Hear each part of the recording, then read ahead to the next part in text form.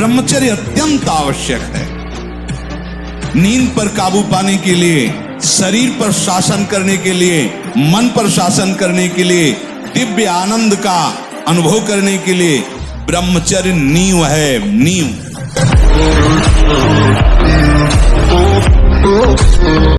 उसने कहा पहचाना?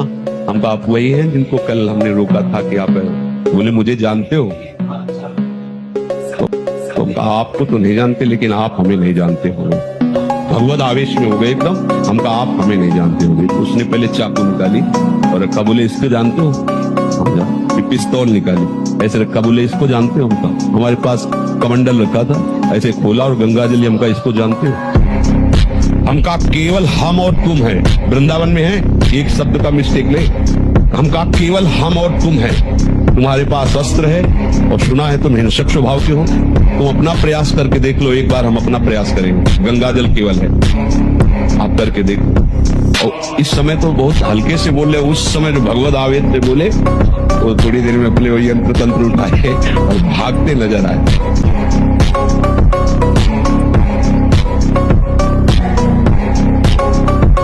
इसमें एक मन अन्न के बाद, एक मन अन्न जब शरीर में जाके पच जाता है पूरा, तब एक बार संतान उत्पत्ति के योग्य वीर बनता है, एक मन अन्न में।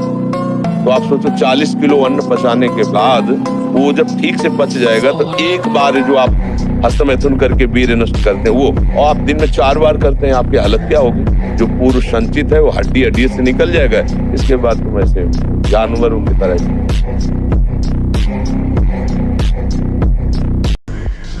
अगर आप किसी भी तरह प्रमाद स्थिति करते हैं और 6:30 बजे तक सोते हैं तो संशय है आपके ब्रह्मचर्य पर, नहीं रह सकते ब्रह्मचर्य। जो शास्त्र और शास्त्रवेत्ता महापुरुषों ने अनुभव किया, 4 से और 6 बजे के बीच में जो शयन करता है ब्रह्मचारी हो ही नहीं सकता, ब्रह्मचर्य रह ही नहीं सकता।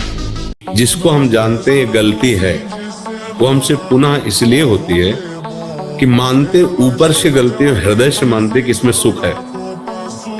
अंदर की बात है ये। ऊपर से हम कहते हैं अधर्म है, पाप है, गलत है, नहीं करूंगा, नहीं करना चाहिए। और अंदर से है कि सुख है, अब तुम्हें कोई नहीं रोक सकता।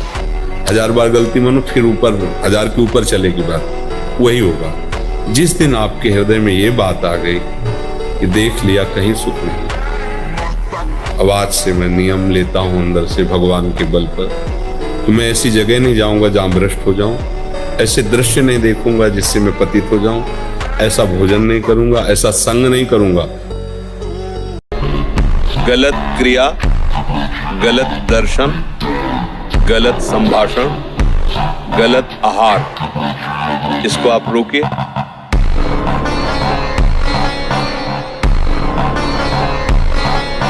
अगर आप ब्रह्मचर्य नहीं तो ये मत करना। इसकी क्षमता केवल ब्रह्मचारी की है। इसे त्राटक क्रिया कहते हैं। इससे मन बहुत जल्दी वश में होता है और ऐसा एकाग्र पुरुष जो संकल्प करेगा वही हो जाएगा।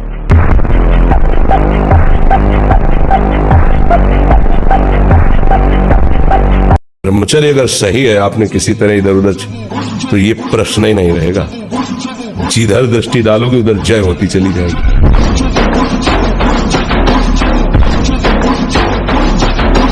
शरीर को 2-4 घंटे तो इतना श्रम होना चाहिए कि वो एकदम फैल जाए, इतना श्रम होना ही चाहिए ब्रह्मचर्य पचाने के लिए। ये बैठे बैठे ब्रह्मचर्य नहीं पचता, उसके लिए या तो सिद्धासन, पद्मासन या परिक्रमा कम से कम 20 किलोमीटर ऐसा होना चाहिए। सुबह कम से कम 5 कोस दौड़ लगाओ, अपने ब्रह्मचारी हो।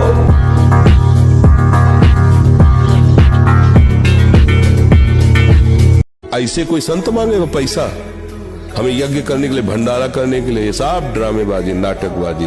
अगर भूखा कह रहा मुझे रोटी खिला दो तो बाहर बैठा दो और अपना भोजन उसको दे दो, ये हम अनुमति देते हैं। ठंडी में है, कोई कांप रहा है, अपनी शर्ट उतारो, उसे पहना दो, अच्छी बात है, हम चलेगा।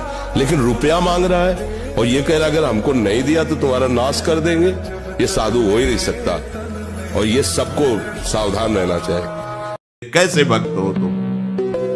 कैसे हो तुम? खुद प्रश्न करके देखो। कभी तुम्हें अपने ऊपर धिक्कार नहीं आता? अपने को बहुत चतुर समझते हो।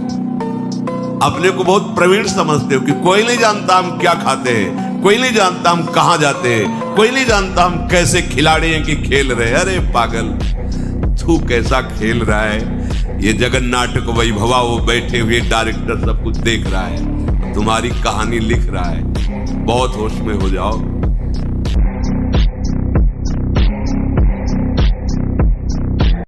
जैसे तुम्हारे सामने विश्व के हर भोग दे दिए जाए, इसके बाद कहा जाए कि 8 बजे हैं, 12 बजे तक भोग लो, इसके बाद गोली मार देंगे तुम्हें।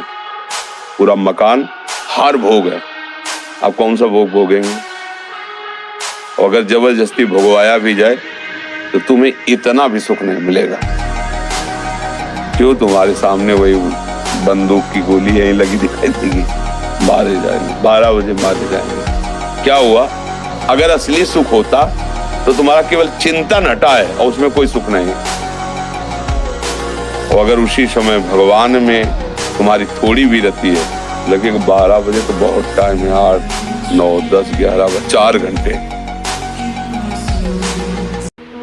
सब बच्चे सावधानी से सुनो। देखो, यौवन अवस्था में, वर्तमान में शरीर होने पर हर साधक साधिका को चाहिए, अगर गृहस्थ में नहीं जाना तो परस्पर स्त्री पुरुष के आकर्षण से सर्वतोभावेन बचना है। किसी भी प्रकार से अपने ब्रह्मचर्य को नष्ट नहीं होने देना है। आनंदित रहो, थोड़ा प्रसन्न रहो, थोड़ा सुबह 1-2 किलोमीटर दौड़ो, व्यायाम करो, एकदम चंगे, दिमाग प्रसन्न रखो, एकदम बच्चा, कुछ नहीं। जिसके साथ भगवान है, क्या बाल बांका हो सकता है। ब्रह्मचर्य धारण करने वाले कोई बादाम, हलवा, घी की जरूरत ही नहीं भाई। तप्त भूमि में पैर कैसे पड़ता है? ऐसी बिजली रहती ब्रह्मचारी के शरीर, बिजली।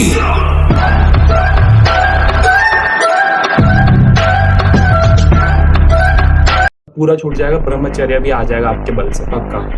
अच्छे बच्चे बनो। और देखो, जैसे हम कह रहे हैं ना, तो तुम्हें बल भी मिलेगा, तुम्हें बल मिलेगा। ऐसा जैसे हम कह रहे हैं ना, छूट, अब बिल्कुल छूट गया, तो तुम बिल्कुल मान लो हाँ छूट गया। और तुम देखोगे, जब तुम देखने की चेष्टा तुम्हारा मन करेगा, तुम्हें प्रेमानंद खड़ा दिखाएगा। तो तुम्हें जब हम देखोगे तो गंदे का क्या देखना चाहते हैं, क्या देखना चाहते हैं। गजब की बात है, कोई शौच में बैठा हो और ऐसे दृष्टि पहुंच जाए तो ऐसे नहीं होता। और तुम एकांत में वही देख रहे हो, मलमूत्र के द्वारा। और कौन सा देख रहे हो? देव मंदिर देख रहे हो क्या? क्या देख रहे हो तुम? किसी भी घी दूध में उतनी ताकत नहीं, किसी भी बलिष्ठ पदार्थ में, किसी भी स्वर्ण भस्म, चांदी भस्म में ताकत नहीं जो ब्रह्मचर्य में है। आप केवल अगर ताकतवर बनना चाहते हो तो आत्म बल से भी संयुक्त कर देगा आपको ब्रह्मचर्य।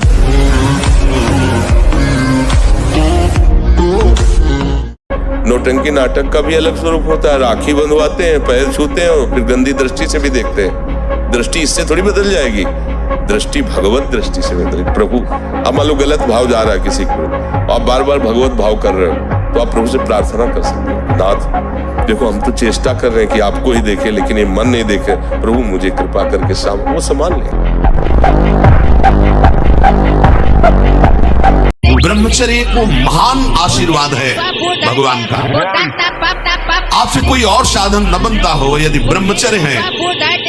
एक अपार शीतलता, कोई भी रोग तुम्हें परास्त नहीं कर सकता। एक नवीन बल तुम्हें कहीं झुकने नहीं देगा।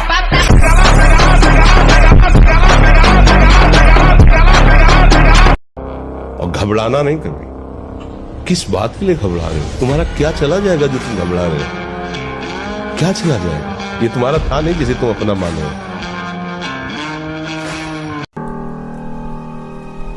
आप समझते हैं कि ये पाप नहीं बनता। आप जिन क्रियाओं से अपने ब्रह्मचर्य का नाश करते हैं, उसी ब्रह्मचर्य से संतान उत्पन्न होती है। तो उसमें परमाणु है ना, वही जीवाणु है ना, जो आप बहुत ही बुरी तरह से उसका नाश कर रहे हैं। तो आप पापाचरण कर रहे हैं। आप ऐसा न समझे कि आपके द्वारा एक क्रिया हो रही तो केवल शरीर की ही हानि हो रही, आपका सर्वस्व नाश हो रहा है, अंतःकरण मलिन हो रहा है, गलत संस्कार पुष्ट हो रहे हैं और पाप का ढेर जमा हो रहा है। ऐसा मत समझो, ये सब व्यर्थ की बातें हैं। बिना ब्रह्मचर्य के है कि आप 1 महीना ब्रह्मचर्य रह के देखो, आप में कैसा जोश आता है।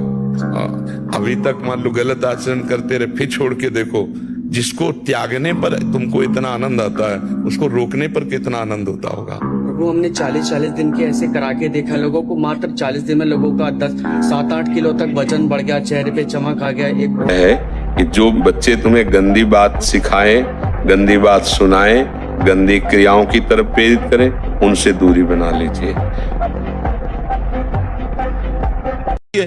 नहीं तो हम लोग कैसे फंसे हैं? हम बड़े दीनहीन मलिन छोटे छोटे विषयों के कीड़े हम बने हुए हैं। हम नहीं निकल सकते, हम तुम्हारे बिना नहीं जी सकते। अपने स्वरूप में आ, अभी सावधान हो जाओगे तो सब तुम्हारे गुलाम हो जाएंगे। सब तुम्हारे गुलाम, अभी तुमको सब गुलाम बनाए हुए थे, अब तू बादशाही कर। 4 पुरुष बैठ करके काम संबंधी स्त्री के अंग प्रत्यंगों का वर्णन करना, काम संबंधी बातें करना, काम संबंधी अश्लील बातों में कितना सुख है ऐसा चर्चा करना। इसके चर्चा करने से चिंतन बनता है। अगर हम स्त्री संबंधी चर्चा, काम संबंधी चर्चा और काम सुख संबंधी चर्चा, तो हमारे हृदय में मनोवाह नाड़ी एक्टिव हो जाएगी, वो अपने आप हो जाएगी और आपके पूरे शरीर से रक्त को मच करके वीर्य निकाल देगी। और वो किसी भी तरह निकले हो, तुम्हें पता भी नहीं चलेगा, निकल जाएगा। कई वर्ष तक ब्रह्मचर्य रहकर मंत्रानुष्ठान करता हुआ, नाम जप करता हुआ पत्नी से शरीर दूरी बना करके रखे और फिर नियम पद्धति से गर्भाधान करे, तो आप जैसी संकल्प वृत्ति करेंगे वैसा पुत्र पैदा होगा।